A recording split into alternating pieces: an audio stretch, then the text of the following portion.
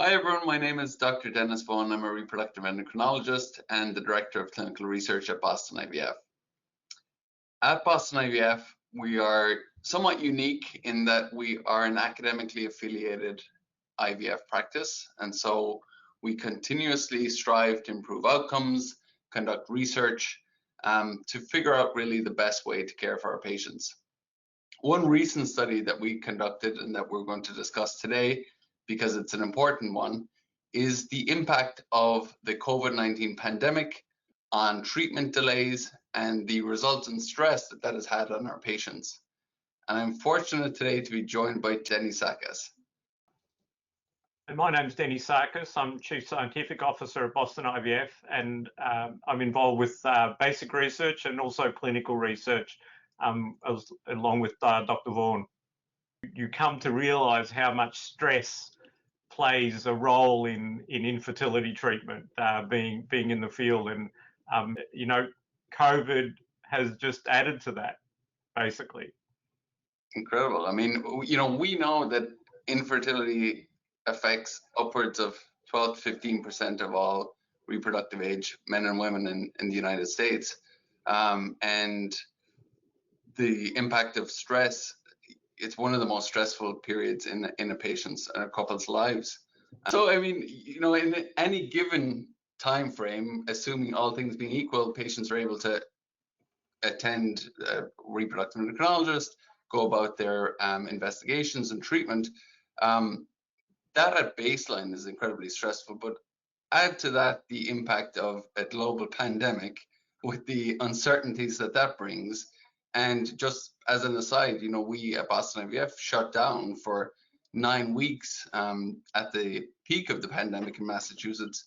What was amazing is when we opened our doors again, and it wasn't just Boston IVF, this was not just the USA, but worldwide, that the number of patients that sort of started coming through the doors, I think surprised all of us. In the midst of this pandemic, our number of patients coming for infertility treatment just jumped incredibly, and it's actually, it's still quite high. And for me, that's sort of counterintuitive, if you want. But I think it goes back to people that the primal need of reproduction, I think, for these patients, and them having the time to think about it, even under the sort of duress of COVID. Yeah. Absolutely. I think that it's, there was when we reopened, I think it was around the middle of June, there was an initial kind of reluctance or reticence, and people were understandably nervous, but very, very quickly, I mean, by July and certainly by August, I think we had the busiest August, September, October we've ever had at Boston IVF since we opened in 1986, which just speaks volumes to the effect I think that it's had on our patients. If we don't have great data on this, but from the FAST trial that was done at Boston IVF, years ago now, 2005, we saw that there wasn't a huge difference in outcomes if treatment delay lasted somewhere up to 3 months. But beyond that, certainly, especially for older patients or patients with kind of lower ovarian reserve, that the stress of not knowing, and in retrospect, 9 weeks, again, not a huge amount of time, but during that period, we didn't know when we were going to reopen. And so there was so much uncertainty, whether it was going to be 1 week, 1 month, 6 months. Nobody really knew how the pandemic was going to play out. Yeah. And I think just, this is just layering another anxiety on an already anxious group. So, and that unknowing, is it 9 weeks, 10 weeks? Some countries it was quite a much longer time, just added to that stress level. Absolutely. And then trying to reopen safely to try to mitigate risk and keep our own staff and other patients safe. And so that's where the temperature screening and the questions all came into play. And unfortunately, some of our patients had cycles canceled because they tested positive for COVID or screened positive just based on questionnaires alone. But thankfully, they were able to recycle pretty quickly again. It's a super important point, for us working in the field. We talk to our patients every day, and we understand and recognize the stresses that they go through to try to conceive and to try to have a baby. But even some of our own colleagues in the OBGYN sphere were having difficulty recognizing the importance to both us and our patients to get back to treating our patients as quickly as possible, as soon as it was safe to do so. And obviously, you know, initially there were some issues about resources, and anesthesiologists had to go to the hospital, so we couldn't treat people. But it was super important to try to get back to treating people as soon as possible.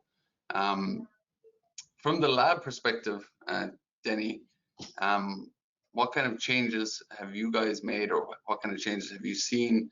You know, there's some data about COVID positive patients having lower sperm counts.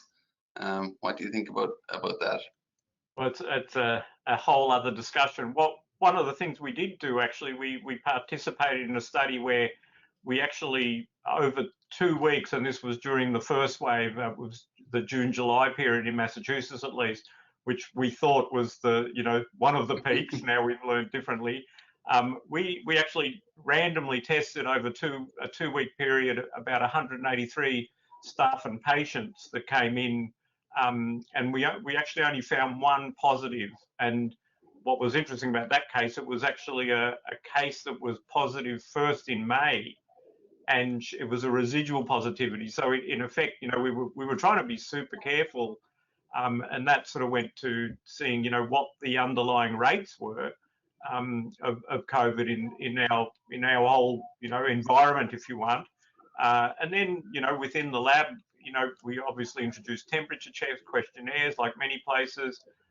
Even in the lab, where, you know, you're forced to work in close proximity, we actually blocked off certain microscopes and that, and, you know, as with many groups, we were all waiting for the vaccine, and, you know, luckily at this period, you know, the large majority of our staff and, you know, people in the group are vaccinated.